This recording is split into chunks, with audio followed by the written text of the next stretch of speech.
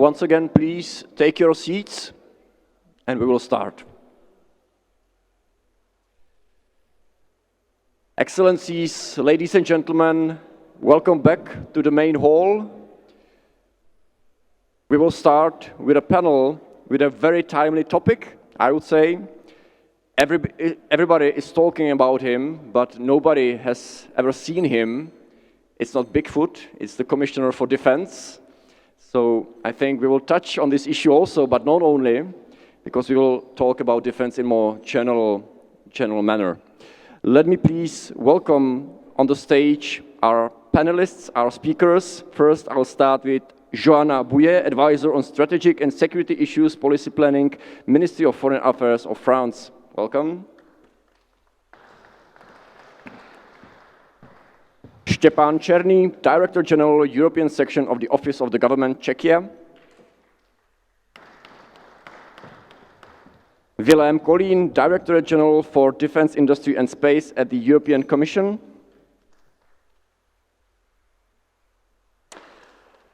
And Łukasz, Maślanka, Senior Fellow, Center for Eastern Studies, Warsaw.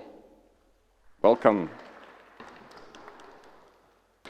Moderator of this debate is going to be Markéta, Boubínová, DeníkN Daily. Markéta, the floor is yours. Hello, good morning.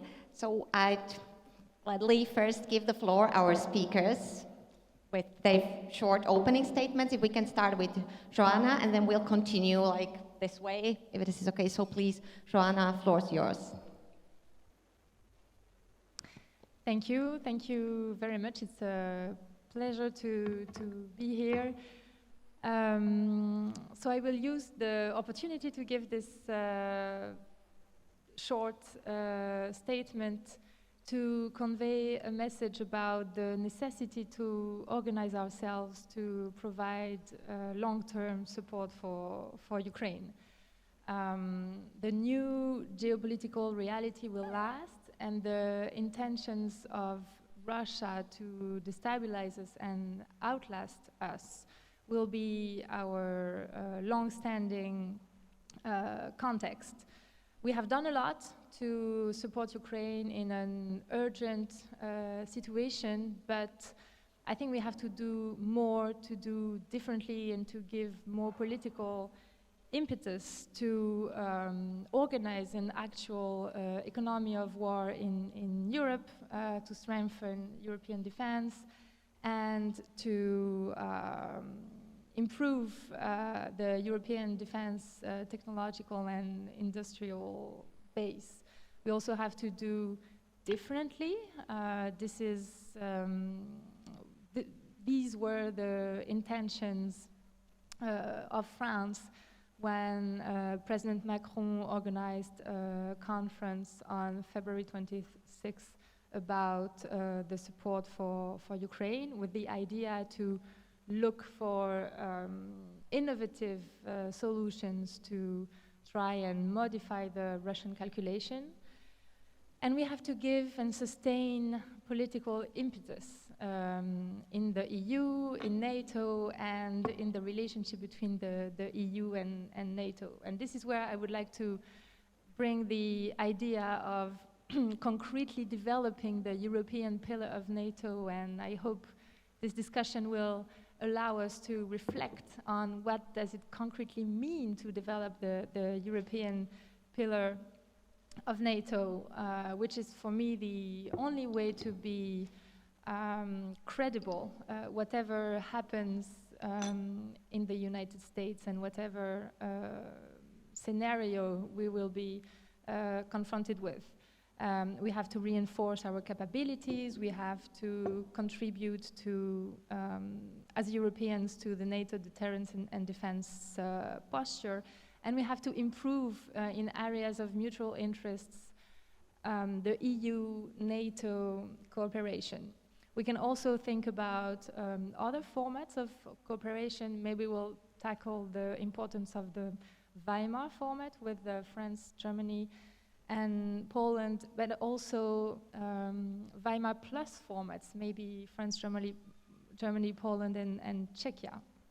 I hope this conference will contribute to the necessary discussion that we need to have on the perceptions on our mutual security interests. Thank you.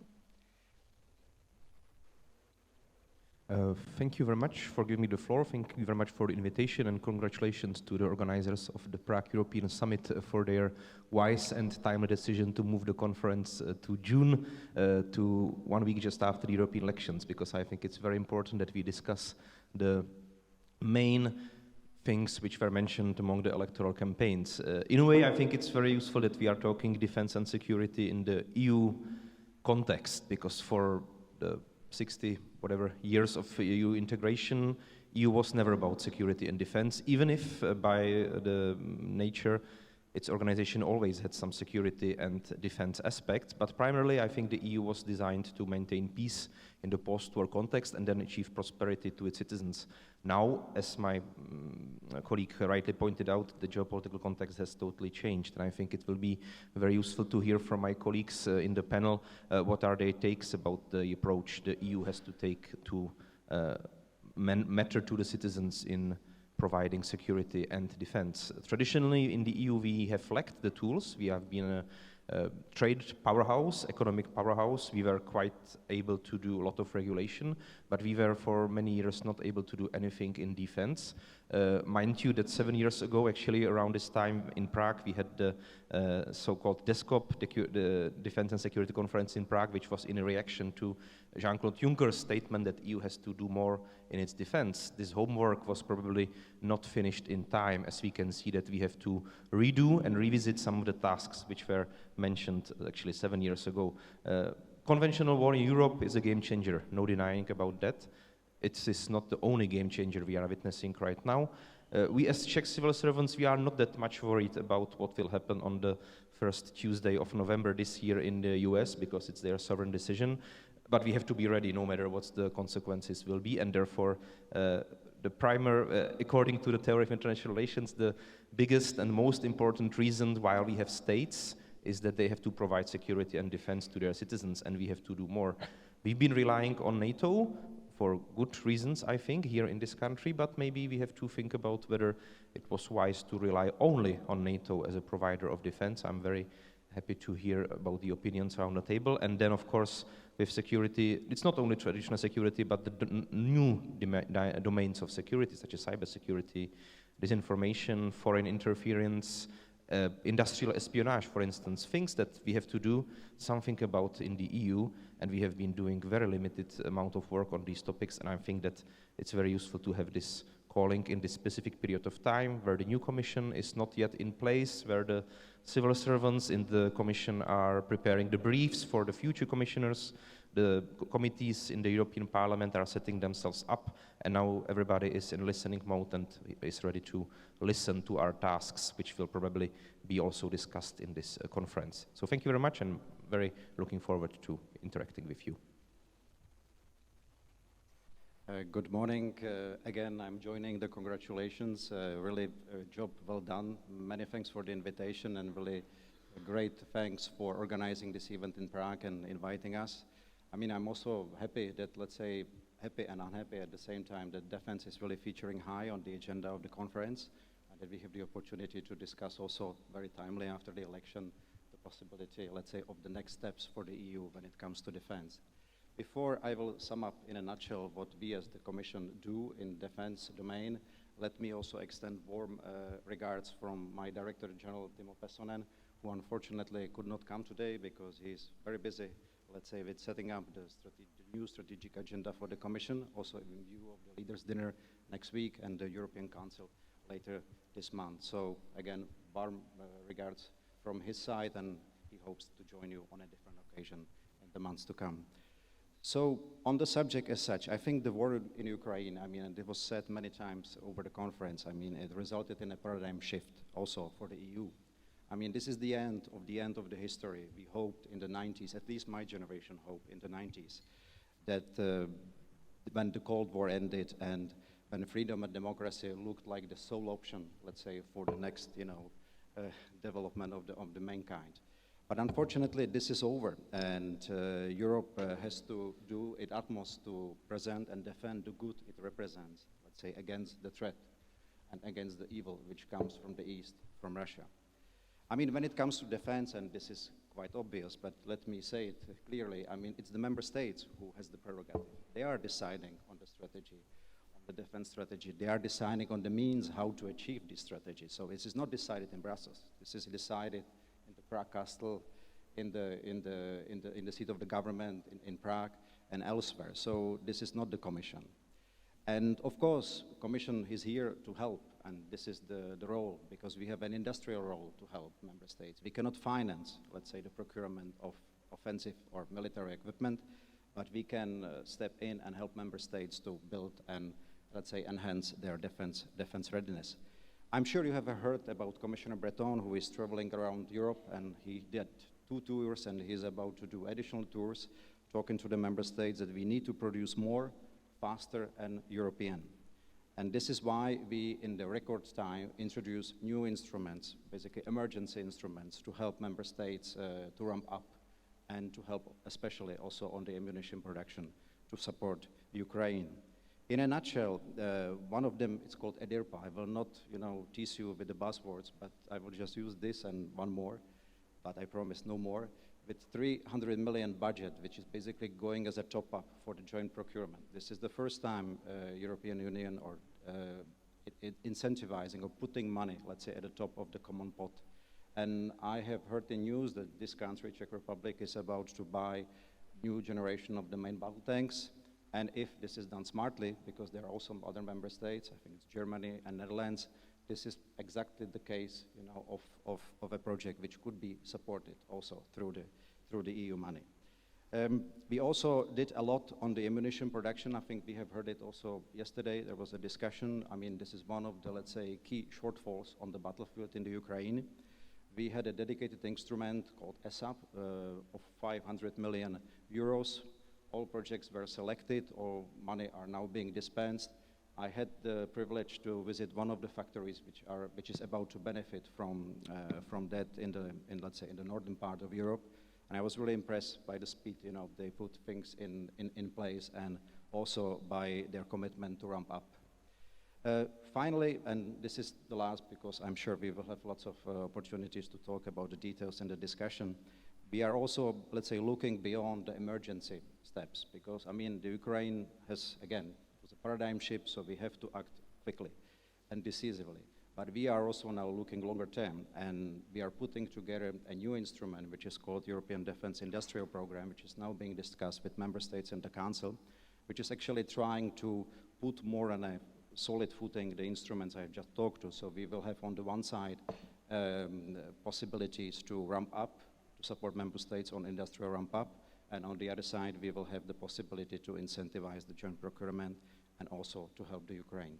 I'm ending here and looking forward to the discussion. Thank you very much for the invitation. It's a great honor for me to speak here in this building where many dramatic events in Czech history happened. It also reminds us that Polish and Czech historical experience in the last century are very close to each other. I think that the most important thing we can say now is that most EU members are also NATO members, and this is a great asset. And building European pillar within NATO means that the European defense should be complementary to NATO, which is alliance of collective defense. And many things have been done in the past institutional term of the European Commission. A Russian invasion of Ukraine has significantly accelerated the EU's efforts in the defense area, but this mainly concerns the sphere coordinated by the European Commission, namely the defense industry. When it comes to the implementation of the strategic compass on the CSDP, which is under the direct responsibility of the member states, so here things are progressing slowly, as many member states do not consider projects such as, for example, rapid deployment capacity to be very relevant to their security interests. So I think there is a perception that what the High Representative, what the strategic compass proposes to us is not something that responds to our direct security needs in many EU capitals. The new Polish government like to give a new impetus to this effort, to the implementation of the compass, hence the declaration that Polish soldiers will form one of the battle groups of the new RDC. And now the question is whether the other member states will provide strategic enablers, which are badly needed and which also strategic compass requires from us to form. There's also an appetite in Warsaw to use the Weimar Triangle format to promote defense initiatives. And there is already a joint initiative of Poland, France, and Germany to combat disinformation.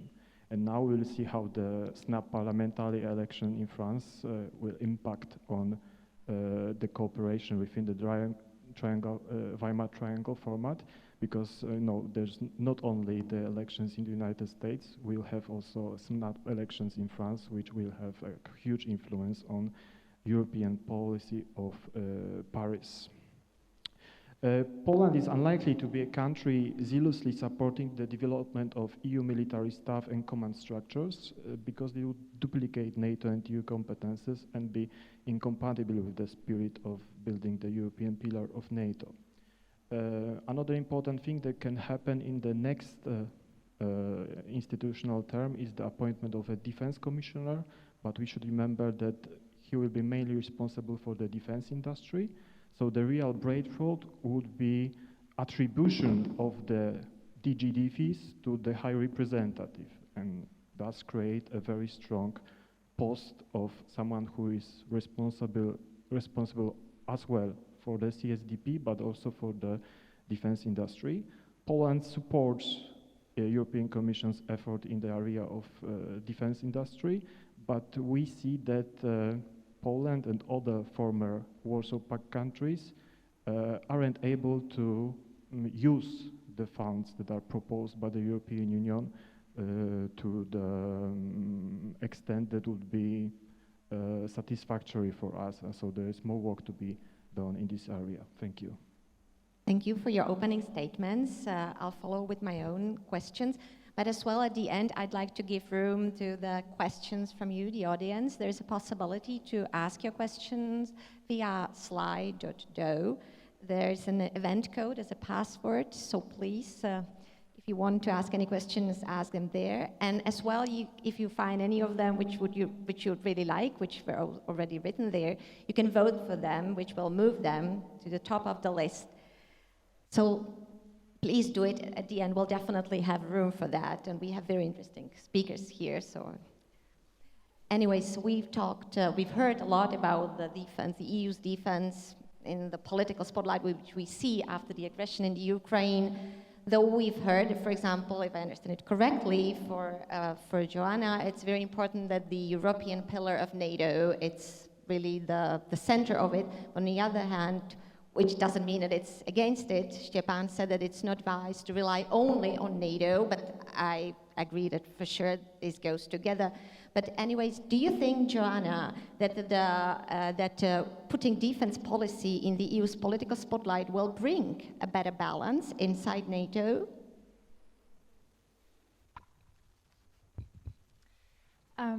Thank you very much for the question, but if I may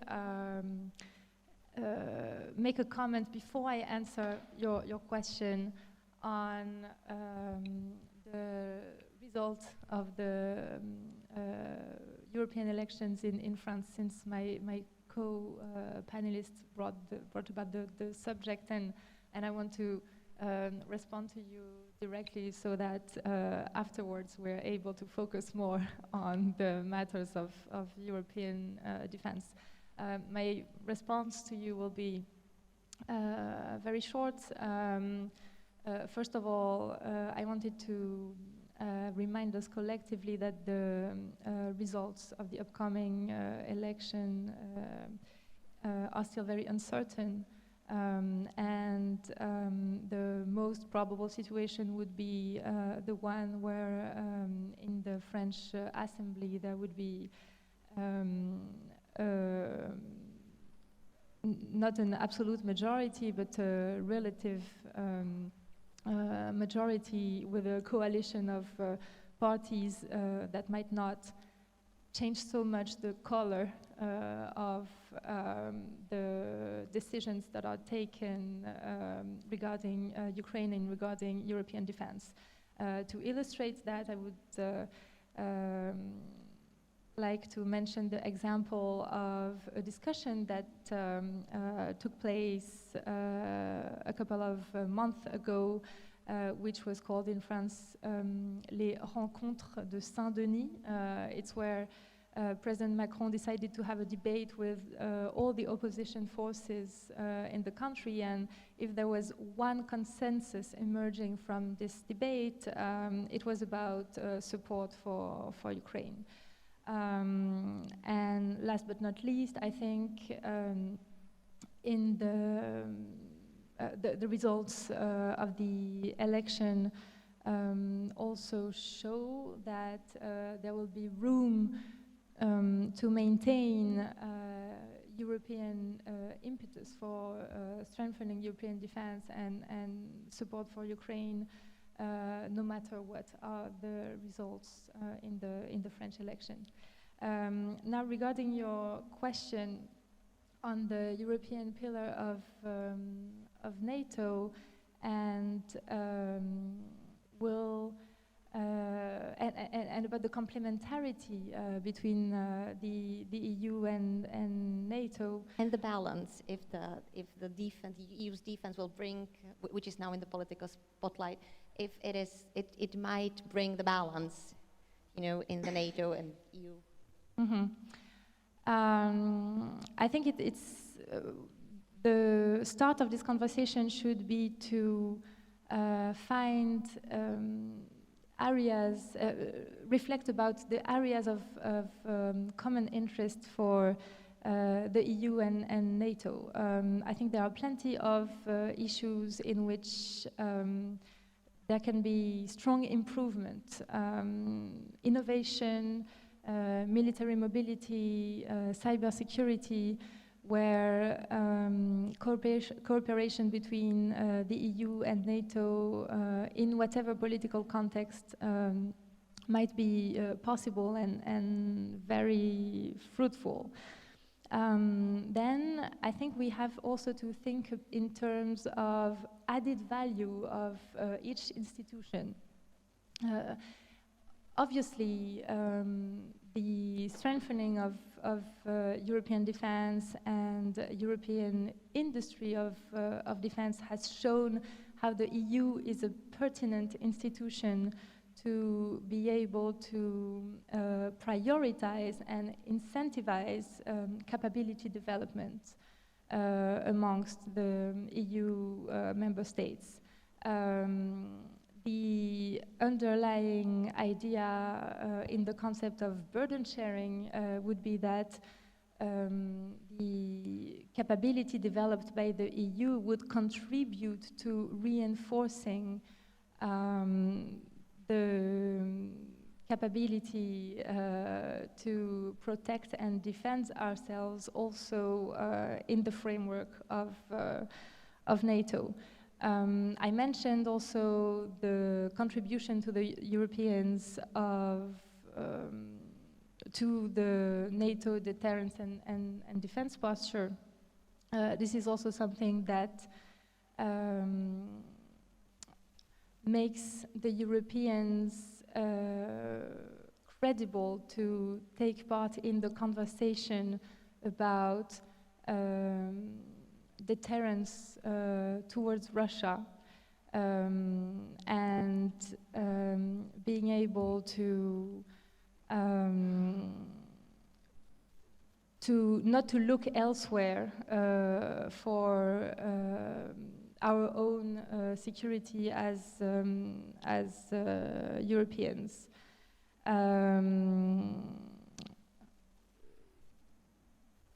Yes, I think that's it. Okay, thank you. So, Łukasz, you already talked about the Commissioner for Defense. We'll come to that a bit later. Though, as we've heard, the important thing is like capability development, as well the capacity of the European industry in that, because as you said, the Commissioner probably will have to especially coordinate the defense industry. we've seen that Europe had a target of delivering 1 million of shells to Ukraine by March, which wasn't fulfilled. So it didn't probably show it in its best way. So what do you think, if we talk about the defense and security of the EU, what are actually the main obstacles into like putting it into the spotlight? What would you see? What could we see as the main obstacles in that on that field? Well, I think that the European Commission has done a really, really good job in the last institutional term, and the EU institutions have done all what is possible and all what was in their competences to reinforce European industrial defense industrial sector and also encourage member states to cooperate with each other. But I think that there's also a part of a job to be done in the national capitals. And I am very concerned about the tendency of some member states and also some European political parties to use European Commission's initiative to cover up their unwillingness to increase arms spending. This very big problem in Europe. We have many countries and very rich countries, then they don't want to increase their defense spending. They spend 1%, sometimes 1.5%. This is not enough towards our security needs today. And this has to happen at the member states level. And the role of the EU is limited here. Without more money and long-term orders, the European arms industry will not produce in sufficient quantities.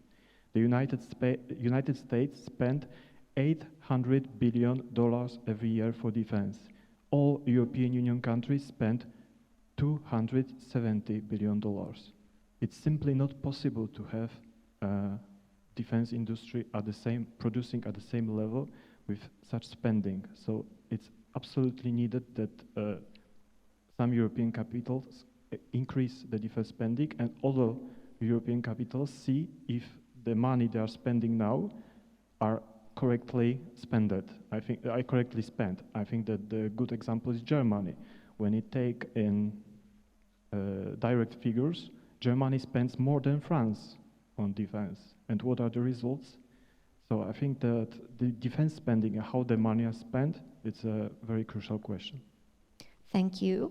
Štepán, I might maybe follow with a question concerning as well just the capacities or the approach of the member states, because we hear here that some states are not maybe willing to increase their capacities. Other states like Poland are already investing a lot. Even Czechia is from this year probably on, even like it's mandatory to increase to keep the spending higher for the defense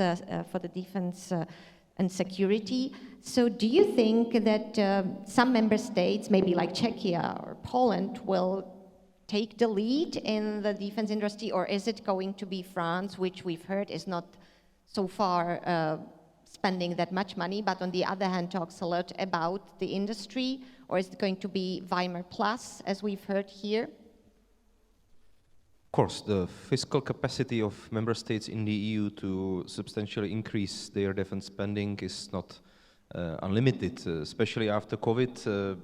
The national budgets are virtually empty in many member states, including this one actually. So the opportunity that we can, at least in this country, even increase our current legal target of 2% GDP is actually not very high. I would say that would include raising taxes, which I would not have to remind you that is not extremely popular in an election year, which we will have from 1st of January next year. But of course, I think that in this panel we are quite fortunate that our nationalities, which of course in Vilém's case is not really important for his commission work, but at least our home countries have been doing their homework. Even if we are latecomers and Poland are early comers, and French, they've been providing, as Johanna probably had in mind, the big capacity of deterrence for the EU, that we are the fortunate ones who are actually leading the pack, or at least inspiring the others. We from this year and the others from some years in the past. Yet we should not, and Łukasz was quite right to point it out, we should not be expecting the EU budget as such to provide the additional fiscal capacity at this moment. Why? First of all, EU budget is legally topped at some 1.000 something % of EU GDP, and we haggle for years about the 000 whatever is there. Of course, the 000, that's tens of billions of euro, but compare it to the American federal budget, our federal, with a lot of brackets around around the world, budget is extremely limited, therefore the fiscal space extremely limited. Even if we went for an additional Eurobonds for defense, an idea floated around early this year, and somehow managed to overcome the obstacles of national vetoes, not from Hungary only, but from other member states, one big member state to the west of us. Let's be realistic, we will not be able to mobilize the $800 billion per year that the Americans are spending. This is totally out of our any possible imagination, and therefore we will be reaching the goals prescribed by NATO probably very, very late. And therefore, on the other hand, taking one element from my first intervention, I think the security aspect has to be better explained to the citizens. That's the security aspect is worth paying for, because the security aspect, the defense aspect, cannot be really provided by the private sector. It's not something that the citizens themselves can do. The citizens themselves can provide prosperity and economic growth, but probably not the tanks and aircraft and aircraft carriers and computer systems and everything what's needed for defense of nowadays. So probably the sincere debate about our fiscal capacity is needed, and I understand there is election all the time anywhere, so the debate is never easy, but well, the countries which are in different security contexts, one idea comes into mind, of course, Israel. There are countries which are willing to spend a lot on their security and defense because they know that it's needed. And I'm not talking about what's happening right now in Israel, I'm just talking about the general security context of a country which has been living in an extremely hostile environment for 70 years. And now we are in a hostile environment, 3 hours flight from Prague, the war is, well, 2 hours flight, the war is on, 3 hours there's people who want to bring the war to us. We should take that into account, that this is necessarily, and this is something which we have to really do as member states, not as the EU budget. Thank you. Vilém, let's have a look from the institution's point of view a little bit. What major changes can we expect in the EU's defense and security in the new institutional cycle? Could there even be changes in the competencies in the defense sector? We've heard from Štepán about the budget of the EU. Then, as we've heard, like we might have the new commissioner for the defense. What are actually going to be his or her competences? Because we have the treaties. So in the treaties, the defense is the competence of the High Representative. Then we have the commissioner for the internal market. So what are the changes we can expect? I would say, if you talk about changes, I think I can see, let's say, different types of changes. Maybe let's start with the DGs. I mean, our DG is for defense, industry, and space, and this is very likely, let's say, the DG which may form the core of the potential portfolio of the future defense commissioner. What will come at the top of it, or if something will be subtracted from that, this is an open question, and this is a question which will be decided by the leaders, let's say, in the discussion let's say, once there is a clarity on the candidates and so on. Of course, as you said, I mean, and I said it also at the beginning, I mean, defense is a prerogative of the member states. So this is very much the council, this is HRVP portfolio. When we step in the commission, this is very much the industry angle, because we have what we have, it's the Article 173, which allows us, let's say, to propose measures to support competitiveness of the European industry, including defense industry. And this is basically the reference point which we use in most of our regulations. We have also some innovative ideas for the future, but this is how it is. And I don't expect and I don't think this will grammatically change, because for this to change, you would need to change the treaties. And I'm not quite sure that there is a consensus now to change the treaty. So I can imagine that there will be changes, let's say, on the kind of administrative/technical level. but I think the competencies will remain untouched. And what Łukasz said, I think the combination of the possibility having the HRVP also having the, so to say, defense industry portfolio, it's a possibility. But also other possibility is that there will be sole defense commissioner having, let's say, the portfolio of the DG Defis plus something else. So again, I don't want to speculate too much. This is a crystal ball question, but I think we will know more, let's say, in the coming months. Thank you. I know it's all like speculations. We'll see from like next Monday on. Monday we'll have the informal summit. There will be like first discussion about the top jobs. Well, if I understand it correctly, only the 4 top jobs, according to the treaties. Though, Łukasz, there was a big discussion that Radek Sikorski, which is Polish heavyweight, might be interested into the defense commissioner. Is actually, or might actually the post be really that powerful that really European heavyweights would be interested into it, or is it going to be more like some kind of like a industrial coordinator? Yeah, it all depends. If it were a defense commissioner responsible only for defense industry, the change would be very radical. But if we had a HR VP who has also defense industry under his supervision, that would be a significant change. But I'm not sure whether the president of the commission would be very happy with this solution. And also some member states would be unhappy with having a high representative so powerful, because we saw that, for example, Mr. Borrell used his position to extend a bit his competences, for example, on Israel and Gaza, and not every member state, included this one, were very happy with this active position of Joseph Borrell. But we have to admit that also Joseph Borrell has done a really good job on Ukraine, and if, for example, the European Peace Facility is used to support Ukraine to such an extent, it's also the merit of Joseph Borrell. So I would like to make impression that I don't appreciate his job, but sometimes he was very expansive in his function. I'm not sure if all member states appreciate this. So we can create a defense commissioner, but we have now Thierry Breton, and we cannot say that the DG Defis was a neglected domain. He was very active in supporting the agenda of the Commission in the defense industry area. So as we say in Poland, the tea doesn't become sweeter only by mixing. You have to add sugar. So I think the more important thing will be if we have enough fund in the next multi-annual financial framework to support defense industry. And also what is very important for Poland, I think also for Czech Republic, that the access to these funds should not be limited to the 5 member countries that have the most developed defense industry, but also other countries would like to participate. Thank you.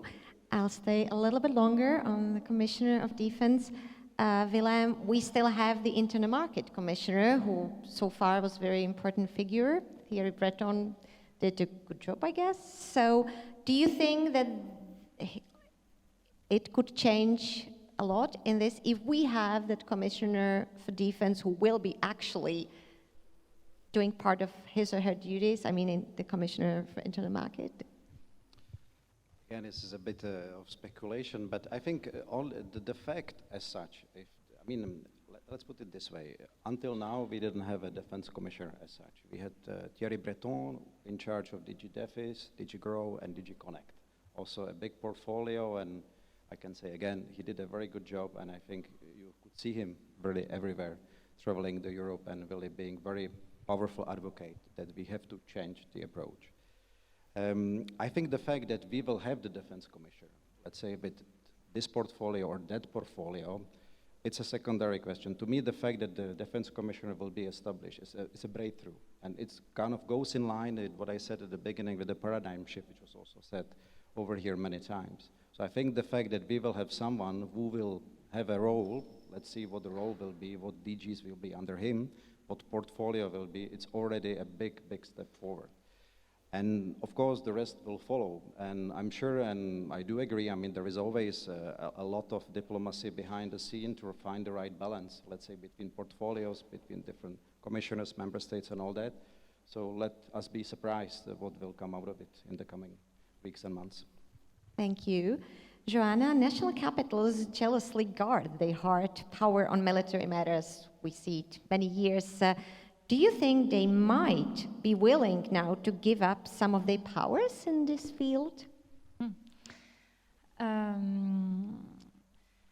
I think, again, if we speak about division of labor, of added value of each institution,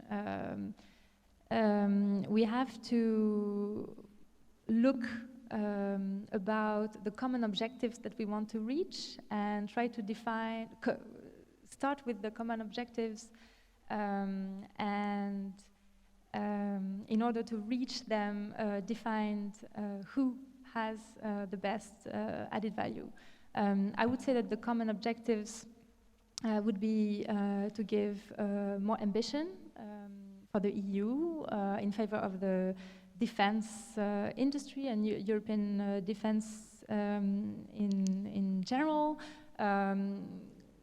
make once again the European pillar of NATO more concrete, but also reinforce in general European sovereignty, also in terms of food, health security, other subjects like semiconductor, critical material, etc.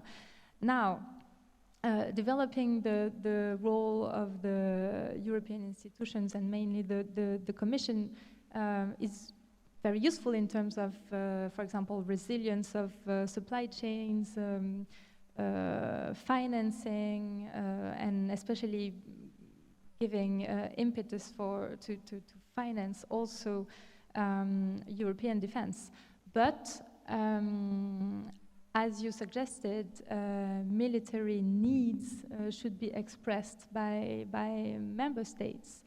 And there is also the work of the European Defence Agency, which has been very interesting and which needs to be pursued and even reinforced in order to be able to make the member states coordinate and prioritize the development of their defense capabilities. So to summarize my answer to your question, I think we will need to find an option where the balance amongst the Commission and the Member States would be able to fulfill these objectives without giving maybe less leverage to the field of defense, which needs to be not isolated, more cross-cutting, maybe, and in a Commission where the portfolio of the Commissioner in charge of defense would be as ambitious as possible, in good coordination what the Member States will continue to provide in terms of definition of their military needs. Thank you. Štepán, you talked already about the defense capabilities that, well, we've heard that some states, from Łukasz, we've heard some states like struggle to increase the spending for the security needs. Do you think it now might weaken a little bit Europe's geopolitical strength during the Russian war in Ukraine and then in the next institutional cycle if we have a stronger portfolio, as Johanna just said, of the Commissioner for Defense, that it could, on the other hand, make it stronger, so it could help even that field, like geopolitically? I think it's not the key element in the puzzle, because of course, to compare, in our context, the Ministry of Defense, the civil servants working there, they are the civilians in charge of our armed forces. So even if it's not every time this way around. Sometimes it's the other way around, but this is the theory. The army and the air force is controlled by civilian government, which is elected by the people. In the EU case, the Commissioner for Defense or Commissioner for Defense Industry will have no practical say about the armed forces of the respective member states. That goes without saying. Therefore, I think that this is not really the key element. I think what would be wiser in order to better look after our security needs in the world is to have a better coordination of all the foreign policy tools we have in place. As I was mentioning, we are an economic powerhouse and a trade powerhouse. We do a lot of trade agreements. We have trade as an EU competence, so there is no mingling around with the member states' traditions and competences. Trade is done by the European Commission. Everybody accepts that, and everybody has been accepting that for 60 years.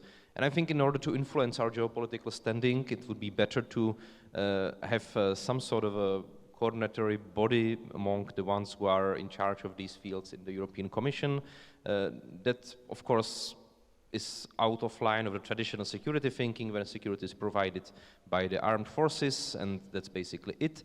I think in order to have a stable, more stable world, or at least a world which responds better to our European EU interests, we have to coordinate these tools as well. That comes with our foreign assistance, that comes with our trade policies, that comes with the way how we are, for instance, arranging the relations with the countries in our neighborhood, who are sometimes sources, sometimes transit countries of migrations. For instance, I think that this has to also somehow to be included. So I'm not really thinking that all of these areas should fall within the competence of the HRVP, but already in this commission, which was marketed as a geopolitical commission, we have a couple of commissioners who are dealing with different strains of these foreign affairs as such. And I have to say regretfully that I'm not really sure whether the coordination was achieved, and therefore maybe to have better teamwork, better subgroups within the 27 commissioners. The traditional managerial theory says that if you have 4 people doing a job, it's useful to hire a 5th one who would coordinate the 4. I think it would be better somehow to have somebody who would coordinate the work of different external actions we are doing out there. Defense would be one of them for sure, but probably not the only one. Thank you. Maybe Vilém, if you think anything about that even better coordination, defense being just one of the fields of it? I would say maybe I will be too pragmatic now. I think the homework, let's say, the homework is not so much on the Commission side. I think the homework is very much on the member state side, isn't it? I mean, it was in the context of the French presidency, and the Commission published joint communication on the defense investment gap analysis. And what was clear that, let's say, from 2000, just to use some numbers, from 2006 to 2020, we calculated how much member states didn't spend on defense, let's say, vis-a-vis the benchmark of spending 2% of the GDP on defense and 20% on investment. I've already found out that there is huge gap, huge investment gap, which is 1.1 trillion euros, out of which 240 billions should have been, let's say, linked to investment. The result of which is that we have little in Europe, and we need to do more. And this is why we came, let's say, with the idea to look and to close, let's say, not only the financial gap, but also the capability gap and also the industrial gap. Let's say, being the most active on the industrial gap, on the ramp-up. So I think we have to change the mindset and the approach, because what we have kept doing, let's say, as a result of the Cold War and the downsize of the defense budget, that we focus on the quality, meaning we focus on the technology. We wanted to have sophisticated system because we wanted to keep the industrial base and the skills behind these systems. But now what we need to do, we need to ramp up. We also need to look on the quantity, because it's good that we have, let's say, very sophisticated and very powerful systems in place and all which goes along it, but we also need to have it in quantity. And now this is the challenge, because it's not only that we don't have the industrial base to produce in quantities, but we also are lacking the budget to ramp up these quantities. And I think this is basically, again, a prerogative of member states to decide. I mean, if they want to do more EU and to use the EU instruments, is their choice. If they want to use NATO for other let's say, policy developments, it's their choice. If they want to go Weimar, their choice. So really, at the end of the day, I mean, what we offer is we offer a set of incentives for joint procurement, because what we have seen, and this is also the result of the analysis, is that, let's say, we still have 27 industrial bases in Europe, because the defense industry has been very much developed along the national lines, and the fragmentations which resulted out of it resulted also in the lack of interoperability and all that, which is also addressed in NATO. So overall, what we need to do, we need to avoid a situation that member states continue to go solo. We need member states to go joint. And of course, we are conscious that we cannot have projects of 27. I mean, that would be, a nightmare in terms of the program management. We need to have leaders. These leaders may come from any political, let's say, geometry, be it the Weimar, or be it maybe before in the future or elsewhere. So this is what we need to do. And again, it's the member states. We offer the incentives. We want that there is more procured in Europe. We want that member states spend more in Europe, because also one of the elements which we found out is that when the war started, member states basically looked overseas, because, let's say, what was available in Europe was not much, and almost 80% of that was spent on the equipment from abroad. But I'm ending here, but we can come back to it. Thank you. Thank you. Łukasz, we talked a lot about the EU budget. So far, the bloc's treaties have been interpreted as not allowing the EU budget to be used to buy weapons. So that's why we have the European Peace Facility, which enables that the member states are partly refunded for the weapons they supply to Ukraine.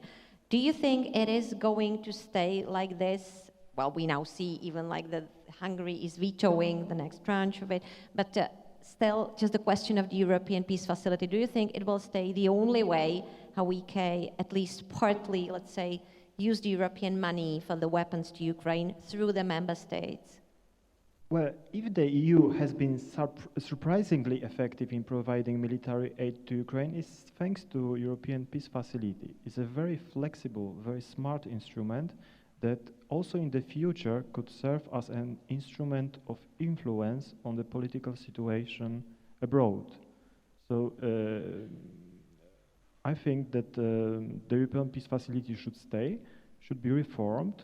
I think that should be also reinforced with the money from the Russian assets, not only with the interests of this asset as it was decided, but also with the money that are in our disposition, mostly in Belgium, that should be redirected to this instrument, and we should finance the war effort of Ukraine, but also other our partners that need help, and also military help in terms of military equipment. This way, there is a consensus of Europe. European nations don't want to go to the war. If we are attacked, we'll fight, but unless we are attacked, we don't want to go to the war. So we need some instruments of replacement for war. And these are sanctions, and I think there is a lot to do to make European sanctions more effective. Maybe a body should be created, a watchdog, a European watchdog that would see how the European sanctions are respected, and also would have a power to punish those countries and those entities that don't respect the sanctions. And also I think that the European Peace Facility is another instrument that could be very effective in implementing EU foreign policy. And we should accept simply that the EU is an international organization. It's a very specific international organization, but the member states are a very important part of it. And if we have such a flexible, good, effective instrument, we should keep it, make it better, and use it also in the future. Thank you. Maybe I'll just follow with the European Peace Facility and actually the beginning of our panel, because then we'll come to the questions from the audience. We have a lot of them. So I'll start with Johanna. So how do you see the European Peace Facility, I mean its future, and then there's that name of our panel, EU General Without an Army. So do you see it like this? Let me zoom out to answer your question on the different elements that constitute European security. There are all the instruments that we've been talking about. They are supposed to enhance the Europeans' ability to act. We have not mentioned, I think, the EU rapid deployment capacity, which will also be a very important and ambitious instruments about which we also need to enhance our preparatory work. We have not so much mentioned the EU mission to train Ukrainian soldiers. I think the numbers is around 40,000 European soldiers that the EU managed to train, and it was a great achievement. European peace facility, yes, I agree with my fellow panelists about the fact that it was a great and timely instruments about which the Europeans managed to find incredible unity to transform in a very short period of time.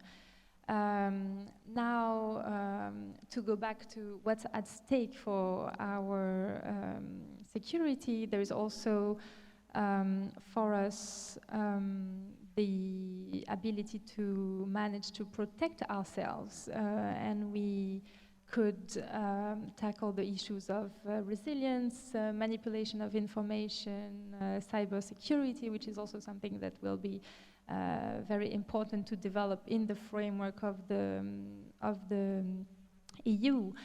And to answer your question about the financial or investment aspects, yes, we need to find creative solutions to enhance, I guess, our ability to invest in European industry and European defense in general.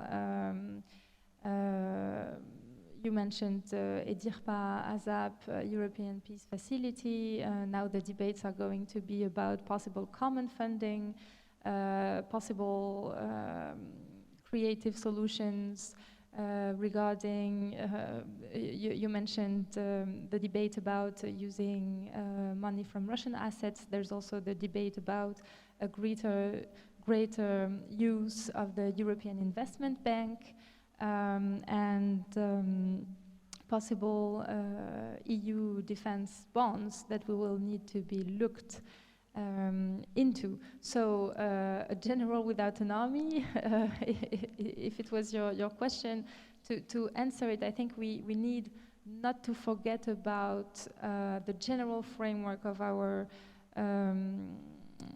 security, which is all the instruments we've mentioned in the framework of the EU, but also the other aspects that help constitute European security, which are the bilateral also relationships between the member states and the framework of NATO. Thank you. Vilém, you're from the heart of Europe, from the heart of the institutions, I'd say. So how would you see the metaphor? Is EU a general without an army? Oh, sorry, Vilém. Okay, I was thinking a general without the army. Well, the army comes from the member states. Well, I would say what Johanna said. I think, again, we really need one thing. We need to increase the deterrence of Europe. We need to increase our defense readiness, because we are not sure whether the war will stop at Ukraine or whether the war at a certain point of time will go further, and let's say Russia will try to test the resilience of the EU or the NATO member states. So basically we are looking in ways how to do it, how to do it efficiently, how to do it together with the member states, what instruments do we have? Do we have budget, public budget? Do we have private money, which we can channel it? So this is all, let's say, in play, and now, of course, in the topical discussion, you know, under the also the setup of the new commission.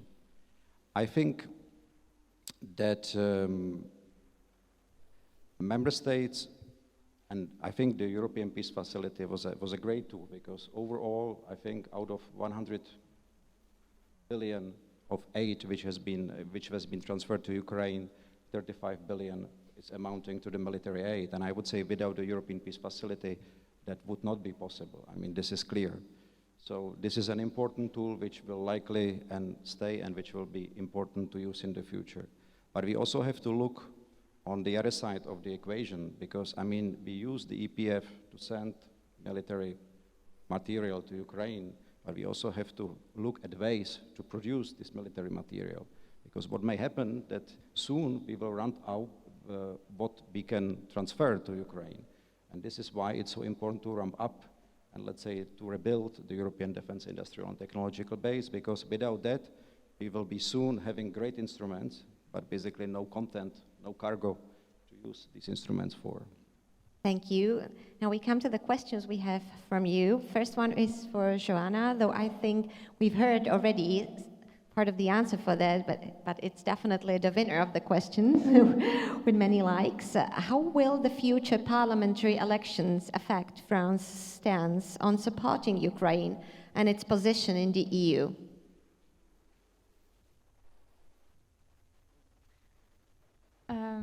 The elections in France. Once again, it's very early to say. The composition of the future French Assembly is very uncertain. What we can say is that the opposition parties in France and also the far-right parties have competed actually to show that they were determined not to break the consensus over support for Ukraine.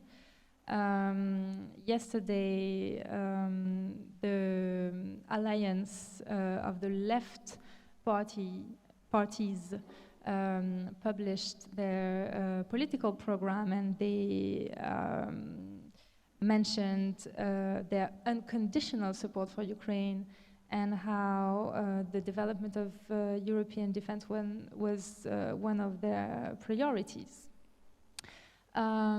So yes, first of all, the results are uncertain. Even in the scenario of a great change of the composition of the French Parliament, the tendencies that are imposed by the international situation might not be overwhelmed or crushed by the results of the election, but I think that it's highly likely, and the debates during the past few days have shown that there should be continuity over support for Ukraine and development of European defense.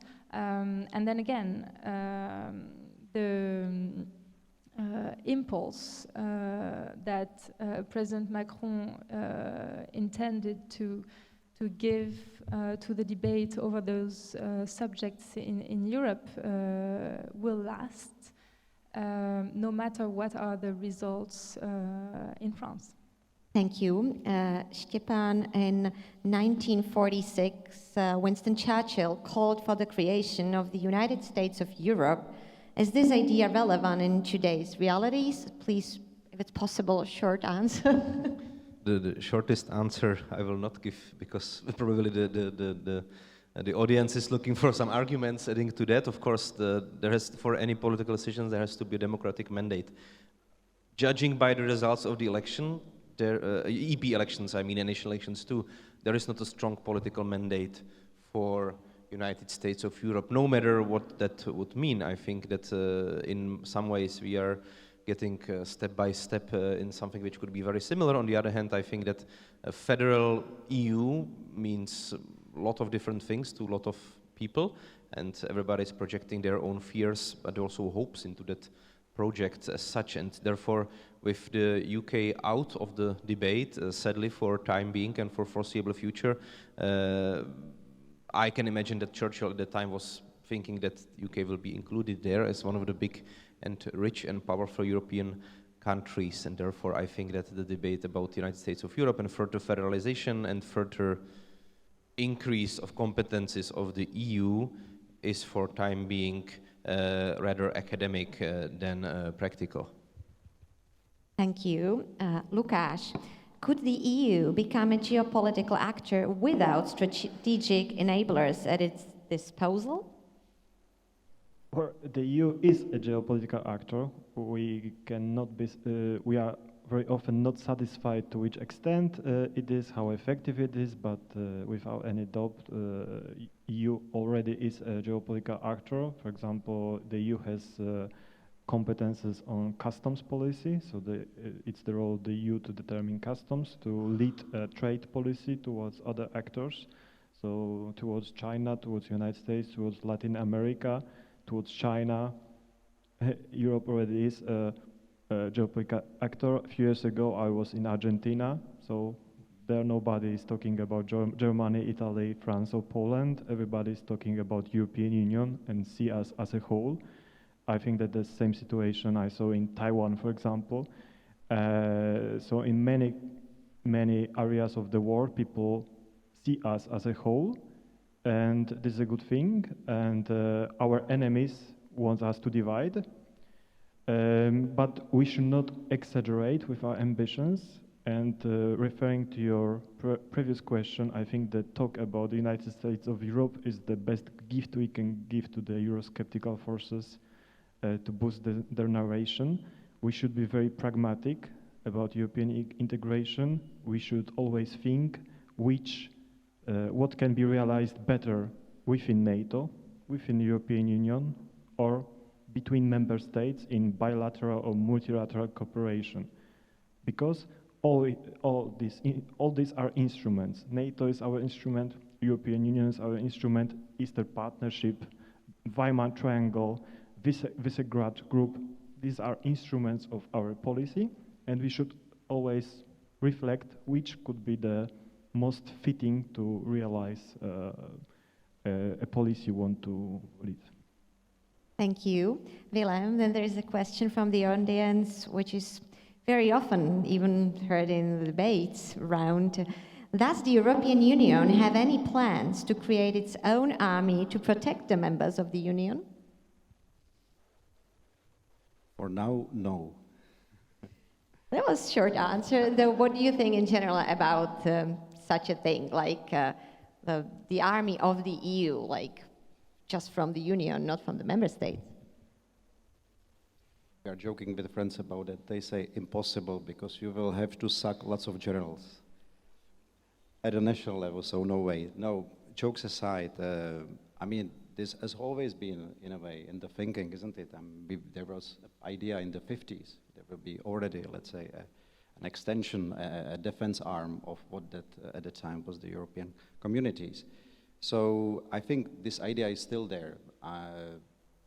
In principle, I don't think we need to materialize it or we need to work it out for the moment. I think as long as we work on the interoperability, as long as we work on the interchangeability, as long as we are serious about the defense build-up, about increasing the defense capabilities at a national level, we can really work very fine in synergies. We don't necessarily need to create an overarching structure which would, let's say, replace the member states' prerogatives. But on the other hand, no one knows what the future will bring, so I think the option is still open.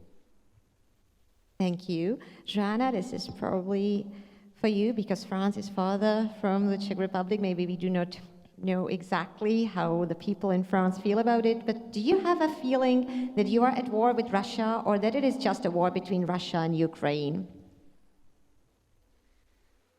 Well, there are several ways of answering this question. The most evident one is that the French determination to support Ukraine in the long run is something that we have been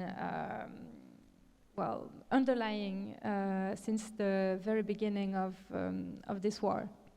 Now, maybe this question is related to the proposals made by the president in the framework of the conference on February 26th about the support of Ukraine and the idea to try and look for every possible solution to do more to support Ukraine. I think the intention is to, first of all, to admit and realize that Russia's intentions to destabilize Europe, to try and count on our fatigue and our disunity is something that will last. And in order to try and reverse this trend, what's at stake for us is to make Russia doubt of its calculation and try to restore more strategic ambiguity in order for Russia not to have the feeling of controlling the escalation, not to have the feeling of having a veto power over the destiny of countries, sovereign countries on the European continent. So the intentions of France are very clear. Long-lasting support for Ukraine on the one hand, and trying to find solutions in this context where we are confronted with strategic competition with Russia and Russia's intentions to destabilize European member states. Thank you very much. Unfortunately, our debate came to an end. Thank you very much. Thank you to the audience. Johanna Bouyé, Štepán Černý, Vilém, Kolín, and Łukasz Maślanka. Thank you all. Thank you very much.